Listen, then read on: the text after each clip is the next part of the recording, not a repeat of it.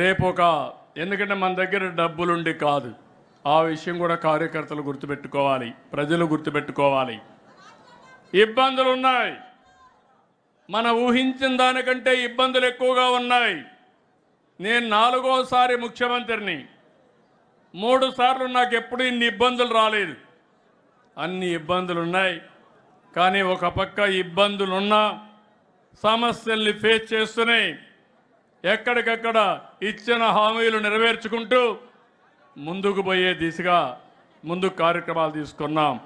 ఈరోజు మీరు చూస్తున్నారు, అమరావతి విధ్వంసానికి గురైతే అమరావతి పనులు ప్రారంభమైనాయి.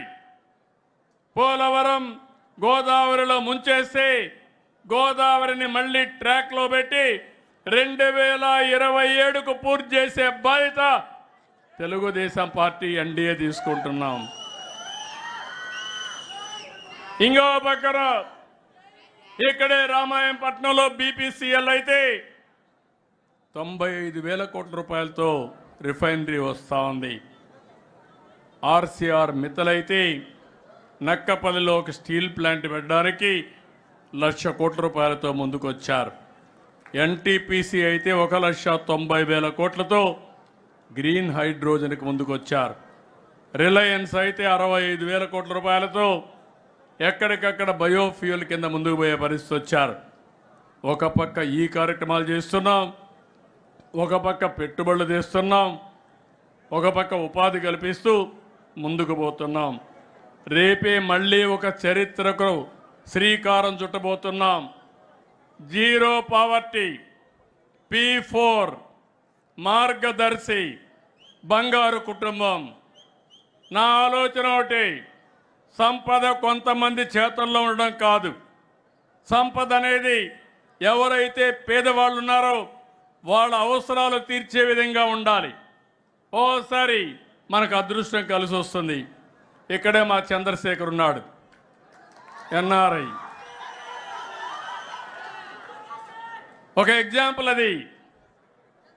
మన పాలసీల వల్ల చంద్రశేఖర్ బాగుపడ్డాడు, అమెరికాకి వెళ్ళాడు, ఒక మంచి కంపెనీ పెట్టాడు, ఒక సక్సెస్ఫుల్ పారిశ్రామికవేత్తగా తయారయ్యాడు. ఈరోజు నేను కూడా గర్వపడుతున్న తెలుగువాడుగా అమెరికాకి వెళ్ళి ఈరోజు సక్సెస్ఫుల్గా తిరిగి వచ్చి మళ్ళా ప్రజాసేవకు ఎంపీ అయ్యాడు. ఎంపీ అవుతానే అదృష్టం కలిసి వచ్చి కేంద్రంలో మంత్రి కూడా అయ్యాడు. ఇప్పుడే అనిత గారు చెప్పారు, ఒక్క అడుగు ముందేస్తే ఓసారి 3-4 అడుగులు కలిసి వస్తాయి. ఆవిడ కూడా మొన్నటి వరకు తెలుగు మహిళా అధ్యక్షురాలుగా పనిచేసి సాక్షాత్తు రాష్ట్ర హోమ్ మినిస్టర్గా పనిచేసే పరిస్థితికి వచ్చారంటే అది తెలుగుదేశం పార్టీ చూపించే ఆదరణ, అభ్యర్థులను ఎంపిక చేసే విధానం కూడా. ఇప్పుడు నేను ఎందుకు చంద్రశేఖర్ గారి పేరు చెప్పానంటే సమాజం ఆయనకి ఆదరణ ఇచ్చింది, అవకాశాలు ఇచ్చింది. ఇక్కడే ఈ జిల్లాలోనే చదివాడు, MBBS పాస్ అయ్యాడు, టెక్నాలజీలో కొద్దిగా ఆలోచించాడు. దాంతో ఆయన చేసిన పని అమెరికాకు పోయి ఒక కంపెనీ పెట్టి బ్రహ్మాండంగా డబ్బులు సంపాదించారు. కానీ ఆయన మొట్టమొదటిసారి డబ్బులు సంపాదించినప్పుడు ఇక్కడ ప్రజల వల్లనే పైకొచ్చాడు. ఆ విషయాన్ని ఆయన గుర్తుపెట్టుకోవాల్సిన అవసరం ఉంది. సమాజం వల్ల పైకొచ్చాడు, తెలివితేటలున్నాయి. కృష్ణ గారు ఊరే బురుపాళెమే అయింది. ఆయనతో పుట్టిన వాళ్ళు అక్కడే ఉన్నారు. ఇంకా ఆయనకు బాధ్యత ఉందా లేదా అని అడుగుతున్నా మీ అందరి ద్వారా. ఆ ఊర్లో ఉండే పేదవాళ్ళందరినీ పైకి తీసుకొచ్చే బాధ్యత ఆయనకు ఉందా లేదా అని మిమ్మల్ని అడుగుతున్నా. అదే నా విధానం, అదే మార్గదర్శి బంగారు కుటుంబం, జీరో పావర్టీ, P4 విధానం. P3 అనేది మీరు గుర్తుపెట్టుకోవాలి. పబ్లిక్ ప్రైవేట్ పార్ట్నర్షిప్తో రోడ్లు వేసాం, ఎయిర్పోర్ట్లు కట్టాం, టెలికమ్యూనికేషన్లు తెచ్చాం. కొంతమంది కోటీశ్వరులు అయ్యారు, మనకు కూడా వస్తువులు వచ్చాయి, రోడ్డు వచ్చింది, ఎక్కడ ఆగే పని లేకుండా బ్రహ్మాండంగా వెళ్ళిపోతున్నాం.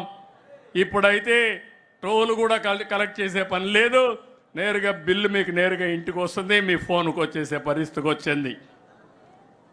అలాంటి సమయంలో ఈ పేదవాళ్ళని బాగు చేసే బాధ్యత మన పైన ఉంది. అందుకే 20 లక్షల మందిని ఎంపిక చేశాం. పారిశ్రామికవేత్తలకు పిలిపిస్తున్నాను, సమాజంలో పైకొచ్చిన వ్యక్తులకు పిలిపిస్తున్నాను. ఇది మీ బాధ్యతగా తీసుకోండి. నేను చేయాల్సిన పని నేను చేస్తాను. మేము ఆ రోజు పబ్లిక్ పాలసీలు తీసుకొస్తే మీరు పైకి వచ్చారు. చరిత్రలో మెడికల్ కాలేజీ పెట్టకపోతే చంద్రశేఖర్ కూడా ఇక్కడ వ్యవసాయం చేసుకుంటూ వాళ్ళ ఊర్లోనే ఉండేవాడు. ఆ రోజు ప్రభుత్వ విధానం వల్ల ఆయన బెనిఫిషరీ. ఆయన బాధ్యత తిరిగి సమాజానికి ఇవ్వాల్సిన బాధ్యత ఆయన పైన కూడా ఉంది. అందుకే నేను మీకు అందరికీ చెప్తున్నా, నా జీవితంలో ఒక ఆశయం, తెలుగుదేశం పార్టీ సిద్ధాంతం కూడా ఇది. ఈ రాష్ట్రంలో ఒకప్పుడు మీరు చూస్తే సంపద సృష్టించడానికి P3 తీసుకొచ్చాం. పేదవాళ్ళని ఉద్ధరించడానికి మనతో సమానంగా పైకి తీసుకొచ్చి మొట్టమొదటిగా జీరో పావర్టీ, తర్వాత బెటర్ లివింగ్ స్టాండర్డ్స్, తర్వాత బెస్ట్ లివింగ్ స్టాండర్డ్స్ అందరికి ఇవ్వాలని నా అభిమతం. మనుషుల్ని ఒక ఆస్తిగా పరిగణించి అలాంటి మనుషుల్లో కానీ మార్పు తీసుకొచ్చి ఆ మనుషులకు కానీ మనం హ్యాండ్ హోల్డింగ్ ఇస్తే అందరూ బాగుపడే అవకాశం ఉంటుంది. నేను అందుకే తెలుగుదేశం పార్టీ 44వ ఆవిర్భావ దినోత్సవంగా పిలిపిస్తున్నా. ఇది ఒక మహత్తరమైన కార్యక్రమం.